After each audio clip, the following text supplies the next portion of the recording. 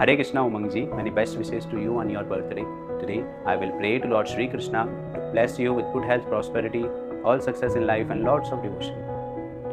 With these special prayers, we will do puja on behalf of you and your entire family. Before that, I would like to chant some Sankalpa mantras. Then we will do the Aarti. Om Asyam Shubhritho Shri Bhagavatagnaya Shri Bhagavatkengari Rupam Shrinitayi Gurunga Prityartham Prabhagadaksha Siddhyartham Asyajmanasya Shubhagotruprabhasya Shubhanakshadhyatah Omangnam Deyasya Sagurmasa Parivarasya Shrimasya Vijaya Virya Ayurarogya Shriadi Vidyartham Sardosh Nivaranartham Shri Krishna Bhakti Praptam Shri Shridhai Gurunga Artik Seva Karishye. Now we will do the Aarti. Hare Krishna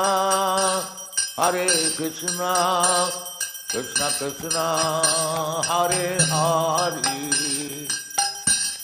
Hare Rama